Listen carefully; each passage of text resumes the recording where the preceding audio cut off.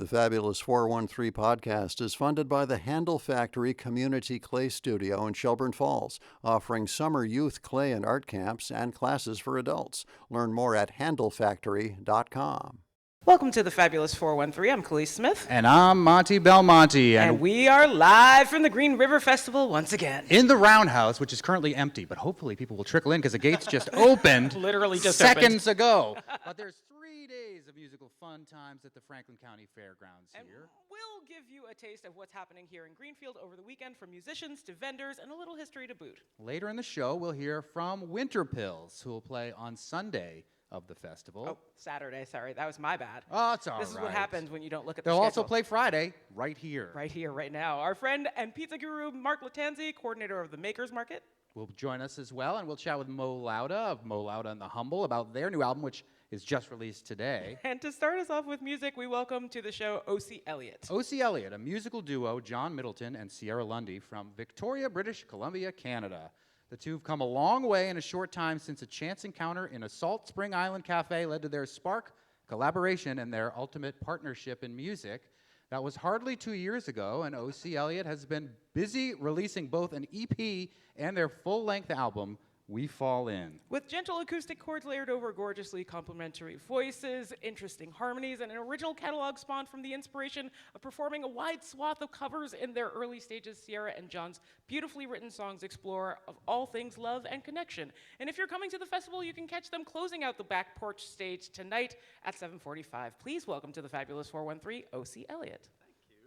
Thanks for doing this. It's our pleasure. We're going to have you fact check our intro of you because there was other facts or so-called facts, fake news that we found about you that we found out was not true from the horse's mouths. But let's start out with a song. All right.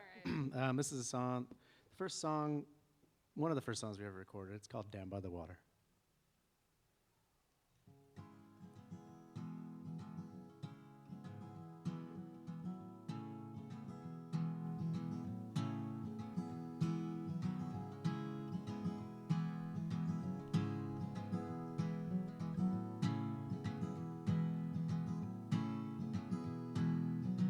We're in out spaces, no hidden out the town, not alone, and you are around, and I have 49 places all lined up while I'm stumbling round with that spilling cup singing, facing another way where I am knowing that the love can stay, and we're out down by the water singing our songs, my darling, the loving sun's going down.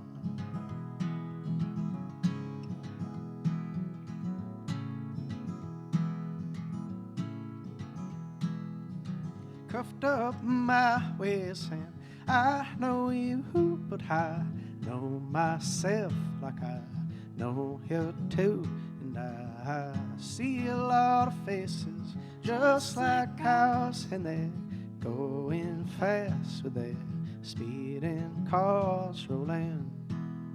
It's in another way where I am knowing that the love can stay, and we're out down by the water singing our songs, my darling, loving songs going down.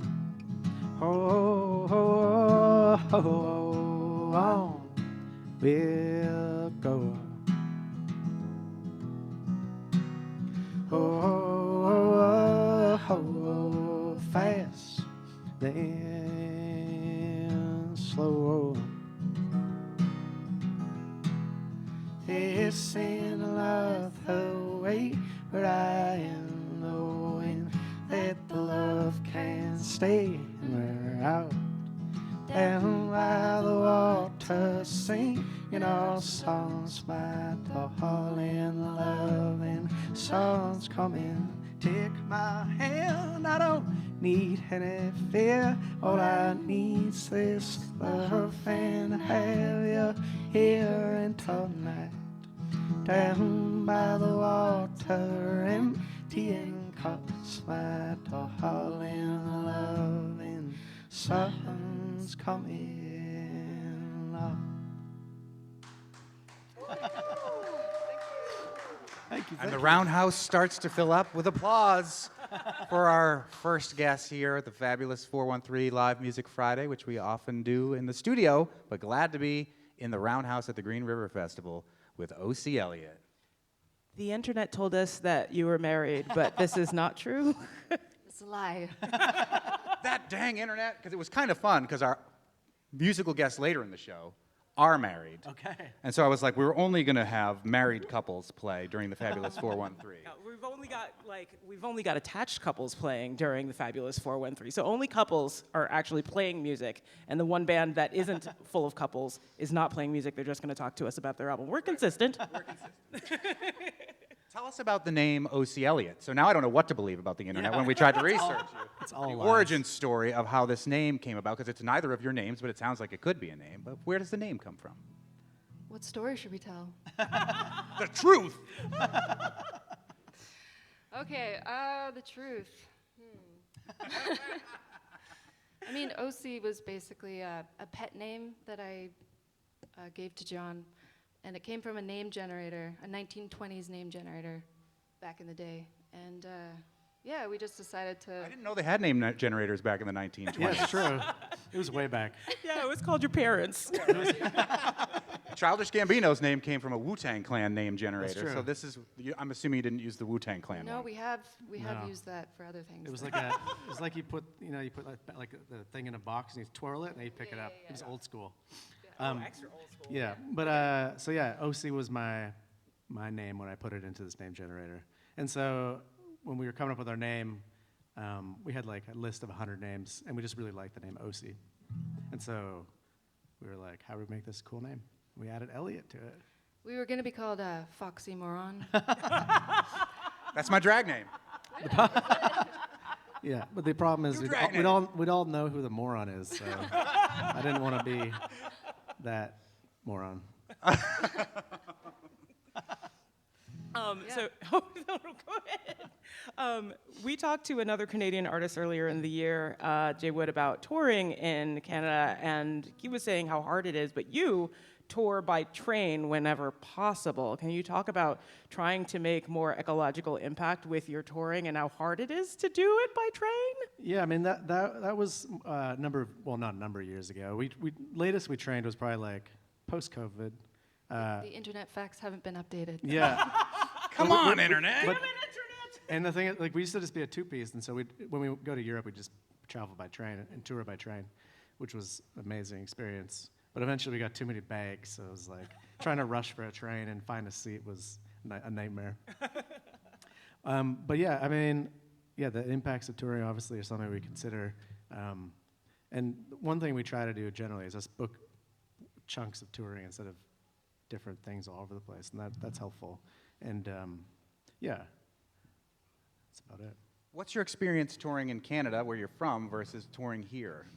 Pros and cons. Yeah, I mean, to be honest, we've never done a cross-country Canada tour, ever. But you have done a cross-country U.S. We tour? have, yeah. Wow, interesting. Yeah. Yeah, the only country we've not cross-country'd is Canada. It's a lot of country up It's there. a lot, yeah, there's a lot of blank space. Yes, yes. But, yeah, I mean, it's, like, I've toured Canada before with another band I play in, and it's really cool, but it's like, yeah, you drive for like 8 hours until you get to the next city, or so it's too much driving. So we usually just fly into like a city center and then go out from there. The train system's pretty tragic in Yeah, very Canada tragic. also. So. You'd definitely be late. You'd Can't be late worse for than the every US. gig. Oh, it's I don't worse. know, I don't know. It's worse. For sure. Keeping in a vehicular theme with Ocie Elliott, and given the part of the internet that you can control, your own social media, some of the things that you've done that have gained a lot of popularity is recording songs in, I believe it's a Honda CR-V. Yeah. Talk about that as an artistic decision for a musical duo. Yeah, we used to live in a really small apartment, and kind of we were uncomfortable practicing there, and so we have this Honda CR-V, and we decided to try singing in the back of it because it was just really contained, and we were just face to face, and so it was really could really hear our voices together, and so we did that a couple times practicing and like singing together, and then one day we're like, hey, we should try to film this, and just do a little video. It was Gillian Welsh's birthday. Yeah. And so we wanted to make her a song, a video. Yeah, so we recorded her song "Look at Miss Ohio," and yeah, people liked it, and so we just kept doing it, and then yeah, we did it for a number of years. We're still doing it occasionally, and it's just like a really intimate space, so you can just really zone in on each other's voices.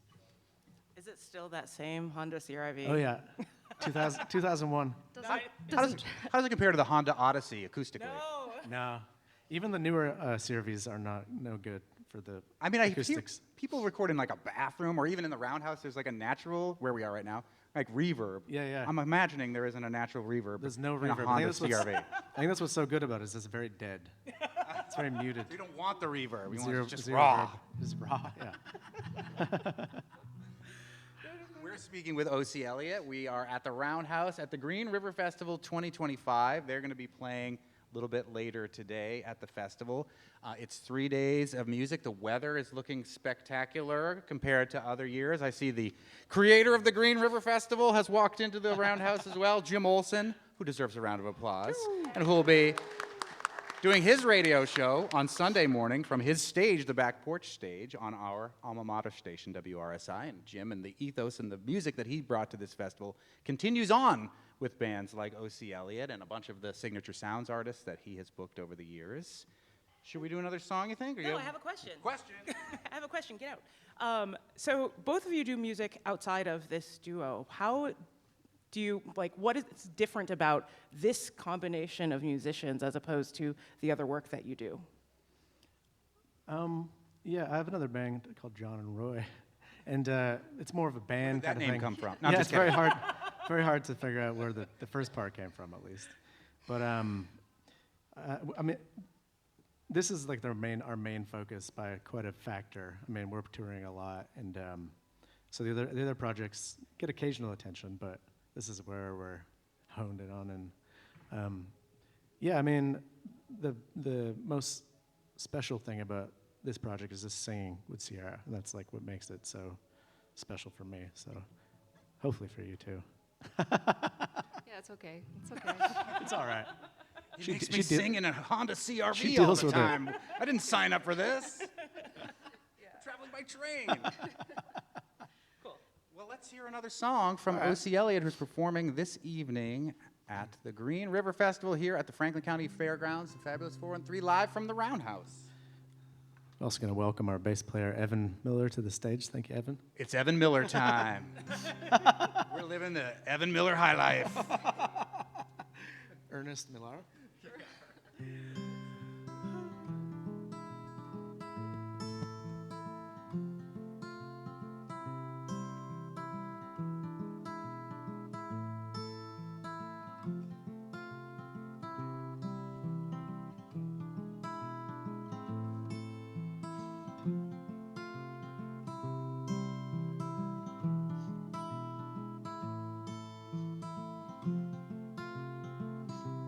I have no records, bright days. Light is on me, I can see it. I have no parts, I have no lines, but I have you, and you have me, honey.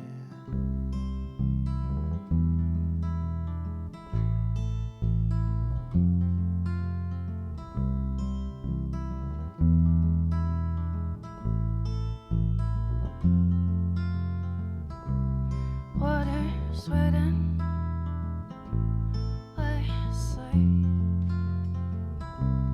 Got it sitting, how I'm doing fine. When I come home, when I come down,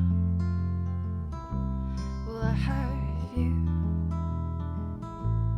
You have me, honey.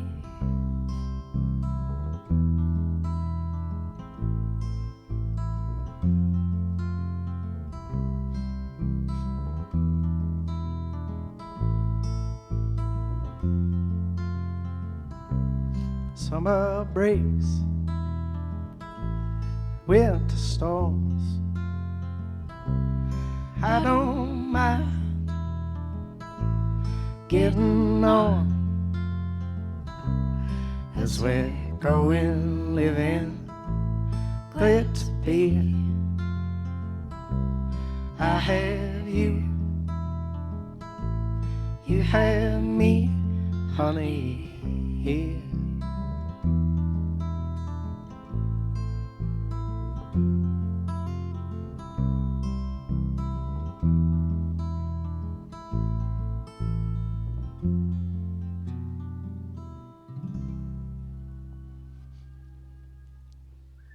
Thank you. Ocie, Elliott, coming all the way from Canada to come play here at the Green River Festival. They'll be on the back porch stage later this evening at 7:45. Thanks so much for coming by and playing Thank on you the so show much for having us. us. Oh, our pleasure. So happy to be at this festival. Yeah. Last question before we let you go. What do you miss when you're in the United States about Canada? What do you miss when you're in Canada about the United States? And why is it all dressed chips? Police says, and why is it all dressed chips off That's mic? my question too. They're becoming more available in the United States. As a fan of all I dressed hate chips. all dressed chips, so I don't miss those at all. Not at all. What do we miss? I don't know. We're never really gone long enough to miss it, to be honest. I mean, I could say some things I'm not going to say. As long as it doesn't have a swear, we're good to go. I miss the car. I miss the CRV. Wow, you really turned that thing into some sort of miracle musical love nest of some sort. Yeah, all those words. Also, That's all I got. it looks like from your Instagram page, you might have just gotten out of recording new stuff on the way. Yeah, we did. We just recorded a new album, which will be out. The songs will start rolling out in August. Fantastic. Yeah. Oh, birthday presents for me. Yay! Well, excellent. Evan Miller, Sierra Lundy, and John Middleton, Ocie Elliott, again playing 7:45 at the back porch stage here at the Green River Festival. Thanks again. Yeah, thank you guys so much. Thank you so much. Thanks, folks. Coming up, more with Philip and Flora of the Winterpills, and we'll hear about Lowda and the Humble's latest album. But first, a check-in with a friend of the show, Mark Lattanzi, coordinator for the Makers Market here at the Green River Festival. You're listening to the Fabulous 413 on 88.5 NEPM. The Fabulous 413 podcast is funded by Northeast Solar, helping customers make the switch to solar for savings, energy security, and tax incentives. Learn more at northeast-solar.com. You're listening to the Fabulous 413 live from the Roundhouse at the Green River Festival, this historic, literally round building that is 126 years old and has been the home of many an agricultural fair over a century. And the entirety of that time, the person we are about to talk to next has been coming. Don't do that. No. But is a huge fan of not only Green River Festival, which migrated from Greenfield Community College over here to the Franklin County Fairgrounds, but are a huge fan of the Franklin County Fair proper. Absolutely. We are in my opinion, the most spiritual place in Franklin County right now. Forget the Peace Pagoda. For peace, whatever, man. When you come in here in the fall during the fair and every farmer's brought their bountiful produce and all the amazing people who make wonderful things brought those here to show you their talents and skills, and the whole place is bursting with human effort. It's amazing. It really is amazing. I miss the days where there was a woman playing the organ in here. And There the used to organ be an in and of organ itself in is a this little building? bit spooky. So you would walk into this dark, round building that had like honey and cabbage And zinnias. corn. And Piles of apples from Clarkdale Fruit Farm. exactly, which always win the blue ribbons. And then a woman playing the organ. She did it for many, many years. I forget her name, unfortunately. I know. But she was a legend. She was a legend. And we haven't properly introduced No, we have not. you. We have not. Mark Lattanzi. Hi. Thanks for having me. It's our pleasure. You've been coordinator of the Makers Market for how long? A few months now. A few months now. Since January. But your relationship with the Green Yeah. River Festival goes way back. Full disclosure, you are a colleague of Khalees and mine from our alma mater, as I mentioned, WRSI, which Right. was the birthplace of the Green River Festival. It started as WRSI's 5th birthday party, and it's grown into so much more. And also in the early days of the show, you can hear Mark coming to places and eating pizza with us because Mark makes some of the best pizza in the 413. And you have a judgmental attitude towards pizza, as we do. Yes. As the people who judge the fruits and vegetables at the Franklin County Fair That's do right. about fruits and vegetables. Yeah, we're not you got to make a decision sometimes. Something's always going to be better than something else.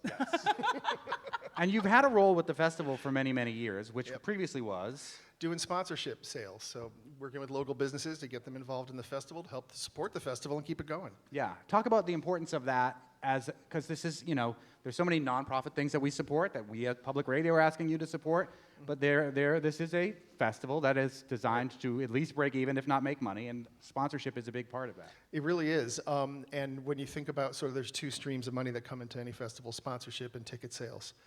And I've learned through my years working with events that, you want your ticket sales should support the event and sponsorship should help, make it sustainable, right? So ticket sales get you to the break-even point and then sponsorship gets you over so that you can keep doing it. Because one thing, John Sanders, who owns the festival now, or Jim Olson will tell you is you've got to buy bands and sign up contracts and give upfront money to people months and months and months before the festival starts. So you can't just kind of start from zero every year. Right. It's interesting, too, because it's almost like the farm share model, where you have to pay up front, and you don't know what's going to happen later in the year, but you got to put this down payment on to hope to get the farmers through it. Also not lost on me that you, for a long time, worked for CISA, who has continued to be on our show week in and week out, the community involved in sustaining agriculture, the local hero folks, and were instrumental in the creation of the local hero campaign. True. It was quite a while ago, but a lot of fun. And I guess if you're looking for a through line to all of this, it's like, how can we do things in our community that help us all make money and be sustainable as individuals and as communities? And the ripple effect of all these things that we do. When you support a local farm, that money goes out into the local community and comes back to the farm and makes that virtuous cycle. When you come to a festival or when you're a sponsor of this festival, there are hundreds of businesses working here that are working with local people that are trying to keep themselves going. It's a giant economic engine that really makes a difference in the lives of the people who work here and in the general community of Franklin County. To that end, how does it feel as one of the makers of this festival, as opposed to when you were selling sponsorships? Like, how does it feel to be a part of that cog of this engine? Right. Well, I mean, I am an artist too, and so I wanted to be able to help perpetuate the makers market here at the festival. When the prior coordinator, Tiffany, stepped down after doing it wonderfully for many years, I said to John, I'd like to do this. And he said, all right, let's give it a shot. And the staff at the festival had this vision for putting it into the cow barns next to this roundhouse, which is awesome. And I'll tell you, we were a little bit worried of how it was going to come out because, you're doing a new thing in a new place, but people are set up. It looks beautiful. It feels really good. We're all ready and hopeful that it's going to be a great weekend and that all the effort that we've all put into making our things to display and sell here is gonna be fruitful. Yes, perhaps that's the biggest change of the festival this year that I've seen is that, like, before on the grounds in front of the main stage, you had all of the local vendors, like, around the stage, kind of on the periphery, and now they're in the cow barns, which is actually really awesome. Yeah, Khalees and I took a walk through there before the show started, and I was a little bit skeptical too, but when you see it in real time, and you see it's like a highway between the back porch stage and the Dean's Bean stage, it's kind of perfect. Yeah. It really is, and they've got lights up, and we're going to be open later. So if you've been to the festival before, you remember kind of like once it gets dark out, the booths that were at the back of the field, you're kind of like, are you going to stay open or not? There's not really a lot of energy here. Now we've got this wonderful thoroughfare of like 40 plus vendors, all decked out in lights and banners, and there's going to be music later, and even later into this building here in the Roundhouse. So we're going to stay open until like 10:30, and we're going to hope that it has this cool, fun night market kind of vibe, and people come hang out with us over there. And selfishly, as someone who doesn't want to walk that far and around all the things, it's nice to be able to go through the cow barns instead of having to go all the way around like I've had to for all of the other years that this festival has been at this location. Right. It's very compact and very central, right, and convenient. That's what you want. Yeah. And it also means that, like, if you've got space on the main stage, like, there's more spaces to see. Like, there's more space for you to spread out. Yeah, people can come and watch the show better now because there's more spaces to go. Right, that was part of it too, is like how to make a better experience for the main field so that people who are out there can have a better experience. I know that they're putting more shade over there. There's a bigger bar area, so shade, drinks, music. Come on. What else do you need? We are speaking with Mark Lattanzi, who's the coordinator of the Makers Market. Maker's Mark. Has anybody made that joke yet? Yes. Ah, dang it. I Sorry. was hoping to be the first. Sorry. Maker's Mark is coordinating the Maker's Market, which has moved to a new location in the Cow Barns at the Franklin County Fairgrounds, where we will be for the next 3 days here at the Green River Festival. And as I mentioned, you've been to many, many festivals. I think this is my 24th festival, and I'm counting 2020. It counts. We still worked on that Because show, we- on that festival. Yeah, we put a festival on the radio, but also Jim Olson and Klon from Klondike Sounds set up speakers on the lawn of Greenfield Community College, and we blasted what we were playing on the radio across that lawn. So I'm counting it. And you've been here for a long time too. And even here at the Franklin County Fairgrounds, the move of the Makers to this cow barn is, I think, a smart idea, because one of the very first years we were here, we all experienced a weather event at the beginning of it, and nobody was more impacted than the people who had brought their wares to sell at the festival. And bigger than last year's weather events, So somehow. last year's weather events, we had to shelter in place. This one came and went so quickly, and so much mini devastation in a short time. Yeah, I was in the river tent, and I was watching at that row of makers' tents just got rolled and tumbled backwards, and merchandise and work and everything flying everywhere. It was a straight line wind event, I guess, and it was intense. And people had to try to figure out how to recover from that and have a show, because that was like 1 hour before gates on Friday. And some people recovered. Lots of people jumped in to help. And some people said, forget it, I'm leaving. This is too devastating for me. But in the end, it worked out. Thanks to people from the stage like you saying, hey, these guys got rolled by a storm before you got here. Please go help them. And the people who stayed had, thankfully, a good weekend to help recover from. Yeah, what was craziness. surprising to me about that was, if you came when the gates were open, all the weather events were done, and most of the tents had been cleared up. So you would never have known anything major had happened. So it felt important, as you were saying about the cycle of supporting community, to mention that from the stage. And we mention it again now. If you're coming to the Green River Festival, please go through that Maker's Market, support local arts and crafts, and ultimately it ends up helping to perpetuate and feed the machine of the Green River Festival if you want a festival like this to continue. Right. How Exactly. many makers are a part of the market this year? I'm going to say, I knew you were going to ask that, and I'm so sorry. I forgot to count on my list before I got here. Leave it to me to bring numbers into this. Thank you. I'm going to say like 45. That's And my number. we walked through there, as I mentioned. There is records available for sale. Yeah. The Record Connection, the new record store, newish on Avenue A in Turner's Falls, and then also one in Keene. And then there's a vintage record section we're hearing now too, and vintage clothing as well. Yep, there's vintage clothing, vintage records, handmade stuff. There's a gentleman, Gabriel, from Mexico, who's been coming for years with Mexican handmade items. So it's a nice mix of vintage and handmade, all brought by people who are really passionate about what they're doing. One of the new vendors this year is this woman who makes recycled bags, bags like, waste packs and little toiletry bags and other tote bags and stuff out of recycled ski and snowboard gear, which when she applied, I was like, this is cool, this is fun, it's totally recycled, it's stitched up in Vermont, it's using local labor, taking a product that's hard to recycle and making something useful out of it again. So I was excited to bring her into the show. Also, you can learn to throw pots. Yes. Nice. Yeah, Handle Factory from Shelburne Falls is here. They've got a big booth, and you can sit down on a potter's wheel and see what happens. That's not the only kind of pot you can get here at the Green River Festival. Oh my either. God, wow. Also, T. Susie Chang is there doing Yes. tarot readings, and she is big into tarot and natural scents. You, Yeah, Kalisa Leo, I scented did. tested the Leo scent. Our scent is pretty good, Mark. Oh, okay. I'll have to try it out. But we'll be doing tarot readings. And, fun fact about T. Susie Chang, also a cookbook reviewer for NPR. Yep. So if you have any cookbook-related or tarot-related questions or tarot-related scents, Or if you want to know what cookbooks are in your future. Or what cookbooks work with your moon sign or something? yeah, make sure to make it over to the Maker's Market with Maker's Mark. God. I called you Mark from CISA for like the first 10 years know. of our relationship. I Then you know. just became Mark, and now you're No, Maker's Mark. Maker's Mark. Great, thank you. But as we mentioned, you've been coming to this festival for decades, and we mentioned one of the sadder elements of what has happened Right. here with the big storm that hit. What are some of the memories that you've had yeah. of this festival that stick out to you as being particularly fun? Yes, I will give you a couple. So some from the prior location and some from this location. So taking my daughter here, who grew up at the festival, and that's one of the things that we love to talk about as people who support and are engaged with the festival, is it's the festival you can take your kids to, you can let them run around, and they grow up here, and it's awesome. And really, they do grow up. Like they get the ability to be at this sprawling campus previously, and then the campus of the fairgrounds. Yeah. to be an independent human being. My children also have grown up here at the festival. Right. And It's a rite of passage when you have to start paying for them.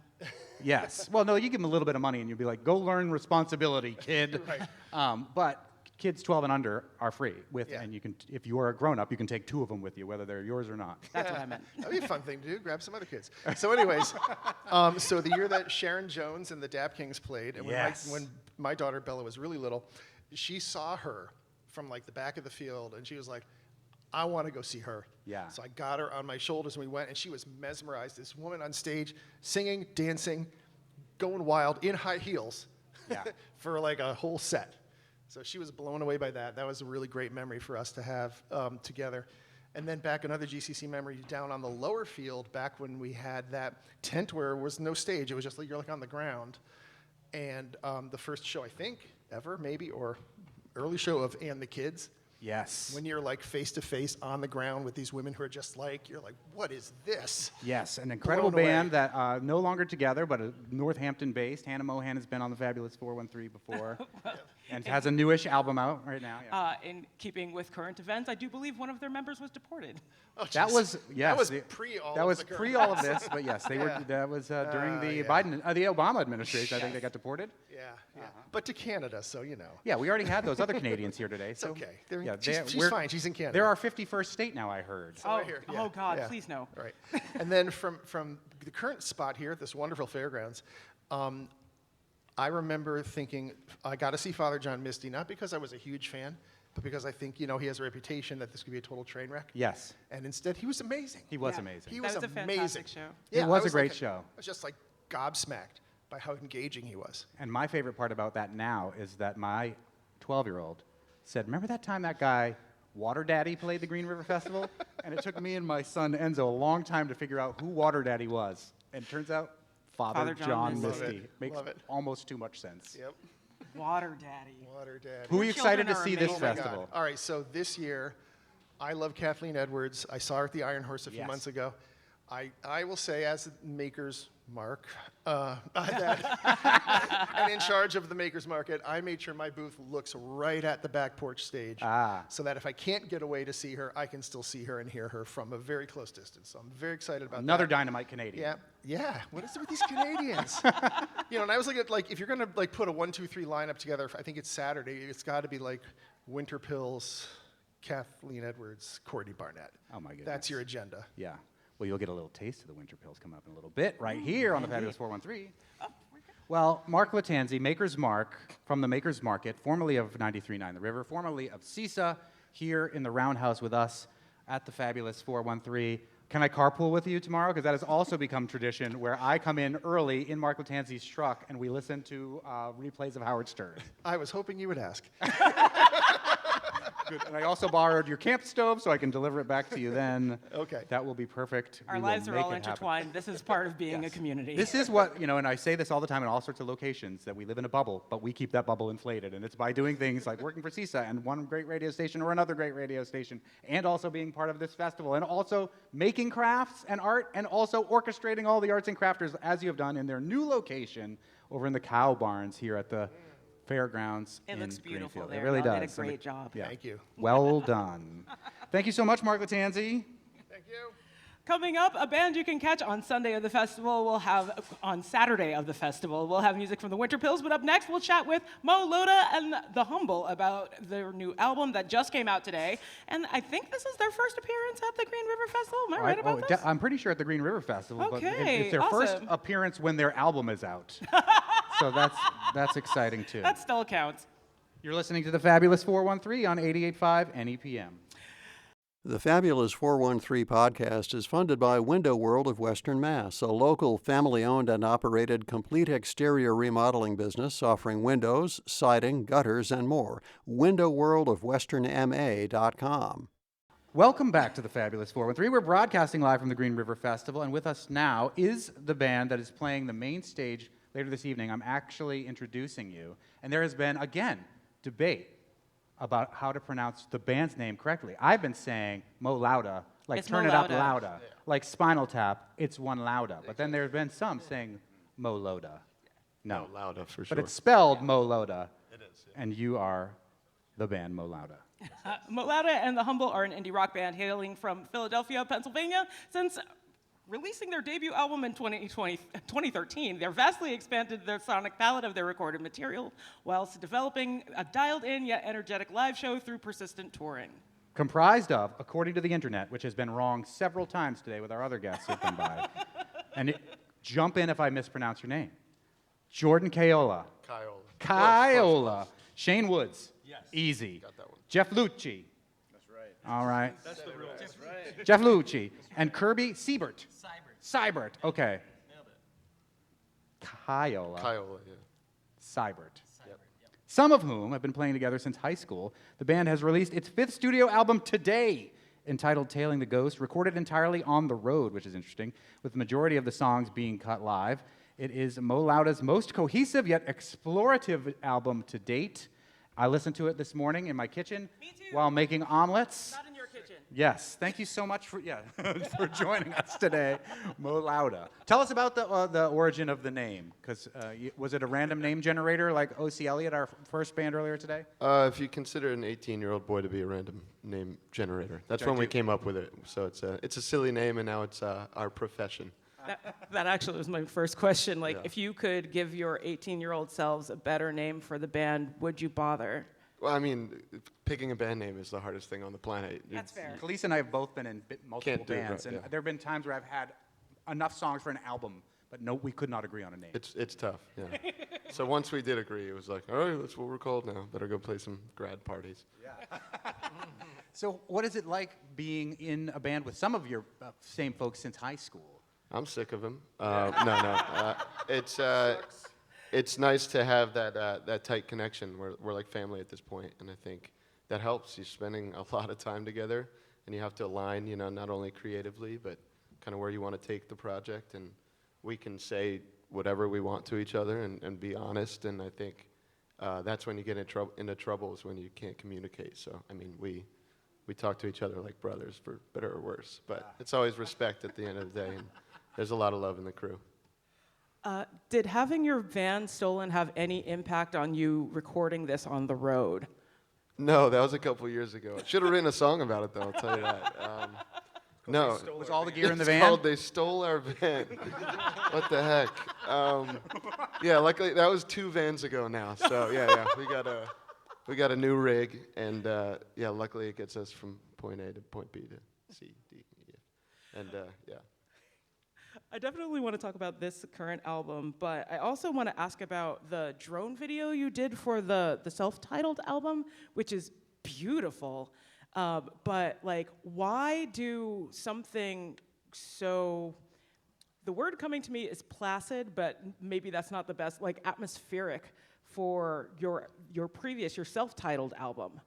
Yeah, our manager / agent bought a drone and became obsessed with it. And He would be so pumped that you're talking about this. This is going to be a podcast, so be sure to share it with We me. need to get him on the horn. Yeah, he would be stoked. But yeah, he travels a bunch, travels with us sometimes, and is a big surfer. And so he's in all these like crazy exotic locations and always brings the drone with him. And so he had hours of footage and was like, guys, come on, I'll put everything together.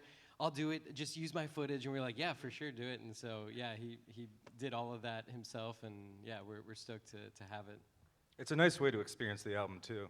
Yeah. Like, rather than like a AI-generated visualizer, like, at least we like kind of chose the vibe. Yeah. Yeah, and it's in the modern era, why not make a video like this, but kind of a low-budget way to do something completely awesome that would have blown any 80s video Oh no, we out of the paid water. him. We paid him. It was very expensive. We're still recovering financially, but it was... So the new album, which is just out today, was recorded almost entirely live while on the road. Talk about that as a decision. Is it because you feel like it's hard? I know this has been true with lots of bands that I love. Sometimes it's hard to capture how great they are live when they go to a studio. Was that part of the decision making, or? Yeah, well, I think there are 2 factors. One, sort of out of necessity, we were touring a ton, and home time is very much home time for us now. We have our lives and our significant others and things we want to do when we're not on the road. To kind of separate the 2, I think it really helped to be on the road, and when we weren't playing shows, we were just still in music headspace. We would rent cabins, usually by a mountain range or by water or in the desert, and we'd post up for like 4 or 5 days at a time. Just set up our instruments in a circle and kind of write that way. And then I think the live thing just happened because this is the first album that Kirby is on. Kirby was a live member prior to that. So to have all 4 of us in the room kind of crafting these songs together, you didn't have to imagine that overdub. It was being played in the room. We still did overdubs because they're so much fun. But I think that really helped kind of, like you said, capture that live essence. And now when we've gone back to sort of get these songs ready for the live show, we're like, well, that sounds like the record, because that's how we did it, for the most part. So I think they go hand in hand. You're based in Philly, in like Philly area. I feel like every city kind of has a sound to its music scene. Does your band, do you think, sound like Philly, or what does Philly sound like to you? I've read that people think we sound like Philly. I don't know what that means. I really love a couple bands out of Philly, Dr. Dog, The Districts, Hop Along. And I don't know the through line between those, but if there's a Philly sound, that's it to me. And we definitely take influence from those groups. I don't know. Philly, I don't know. Philly, of course, has a little edge. Everybody loves to talk about that. So I don't think we'll ever the lose edge that that. Pittsburgh has, I guess. Different kind of edge. Nobody likes to talk about Philly's edge like Pittsburgh likes to talk about Philly's edge. It's all love from us, but they don't like us. Are the city of brotherly love, after all. Well, thanks so much for joining us here today. Lowda will be performing later this evening on the main stage. I'll get to introduce you. Now I know all the ins and outs of what's true, what's false about you via the internet, and I can't wait to hear, I'm assuming, a lot of this new album that was recorded live on this main stage of the Green River Festival. Yep. Excellent. Thank you guys so much for coming in. Thank you. Thank Appreciate you. it. Cheers. Our pleasure. Oh, you said all of that. Up next, Philip Price and Flora Reed of the Winterpills for a tidy local bow to our Green River Festival broadcast. You're listening to the Fabulous 413 on 88.5 and APM. The Fabulous 413 podcast is funded by the UMass 5 College Credit Union, dedicated to creating access to financial well-being for local people, businesses, and communities. Insured by NCUA, umass5.coop. It's the Fabulous 413 live from the Green River Festival, and it feels only right that we round out our time here with a homegrown band that is no stranger to these stages front and back. The acclaimed Northampton band Winterpills have announced the reissue of their eponymous debut album, Winterpills, 20th Anniversary Edition, will be released on July 11th via Signature Sound.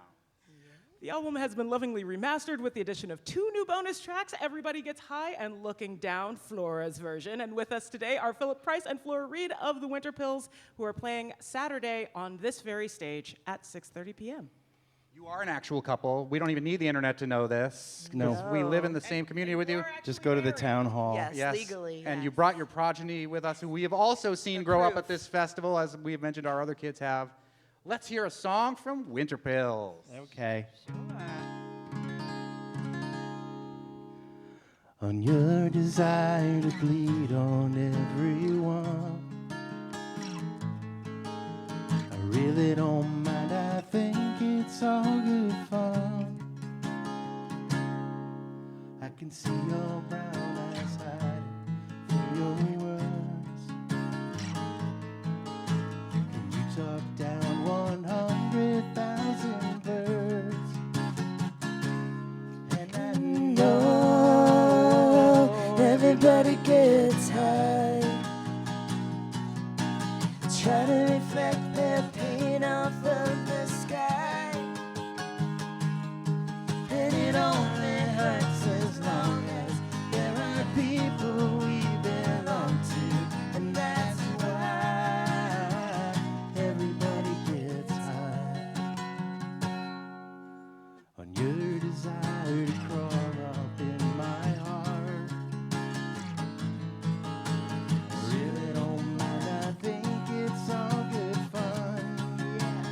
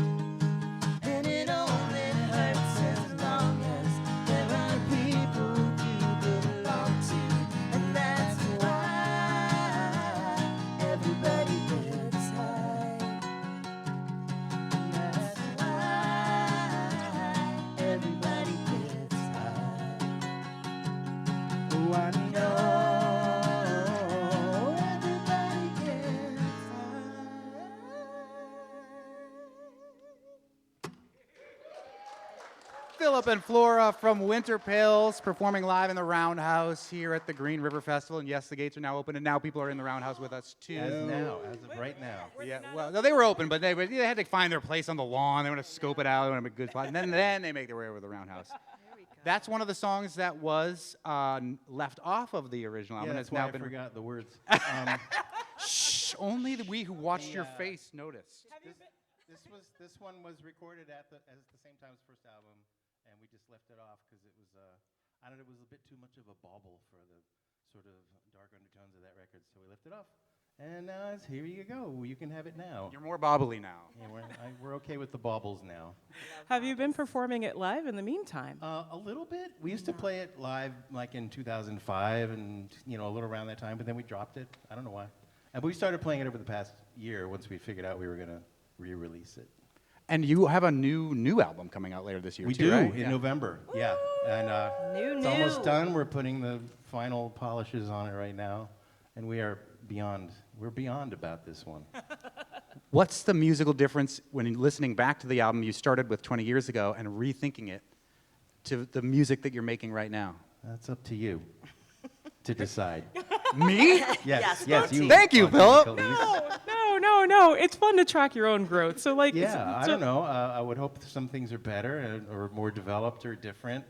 I really don't know. Sometimes I feel like I've written the same song about 400 times for the past 40 years. Does it feel like you're pulling from a different, like, emotional pool, maybe? Yeah. I mean, the first one was all about, oh, my daddy died and all that stuff. And now this one, he's been dead a long time now, so what, am I going to keep going back there? No. Well, maybe, actually. It is. I'm not going to interfere with your emotional journey, Philip. Well, there's been a few other things that have happened, like that guy down there. That one. And, I'm not going to mention his name without your permission on the radio, but we've known that kid since Jump Street and getting older every year. Yep. Jump Street. And taller. In similar fashion, you've been performing at the Green River Festival for a number of years. How's it feel now as opposed to when you first were on the lineup? I'll tell you tomorrow, I guess. Well, I could say that I can enjoy the festival a lot more now as a performer, because in my older life, I was doing publicity for it, so wearing many hats and running around, so I can relax a bit more. So last year was And your focus. first year as a person not Correct. running the festival. Exactly, yeah. So And that felt good? it felt really good. I mean, it felt weird, but good. It's all great. Well, yeah. I'm afraid we're going to run out of time, we definitely want to hear one more song. So why don't we just say, in case we do run out of time, Okay. that next week on the Fabulous 413, we are building our very own Summer Reading Week, And talking with a pile of local authors that have published new work recently. including the Las Vegas set noir thriller, The Setup with John Wynne.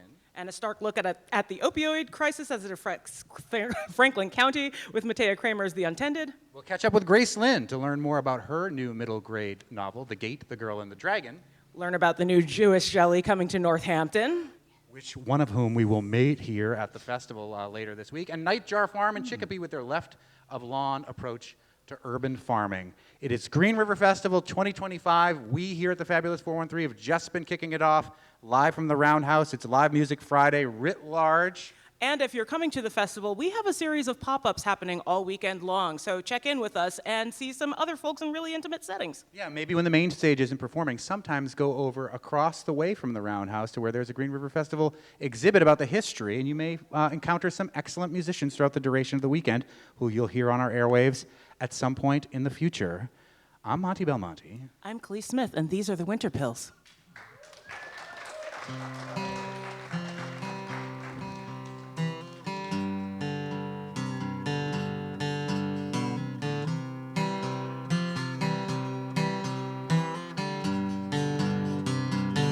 In the summer we'll lean in the wind and we'll fall down. Hold their faces and breathe in their skin till we fall down.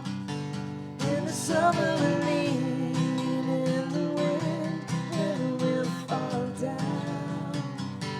Hold their faces and breathe in their skin till we fall down.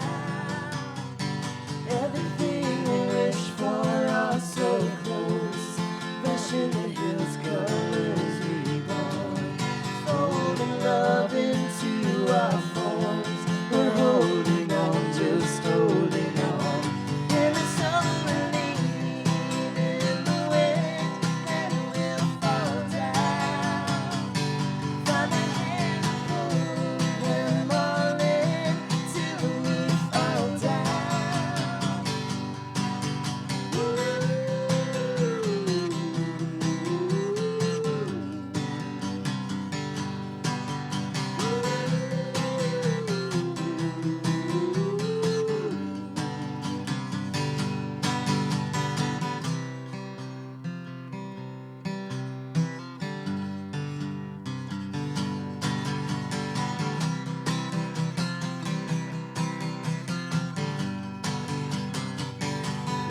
till we cannot feel our bones. Your eyes have never shown so cold. I'll follow you anywhere or just home. We're holding on, just holding on. In the summer we'll lean in the wind, then we'll fall down. In the summer we'll lean in the wind till we fall down. In the summer we'll lean in the wind till we fall down.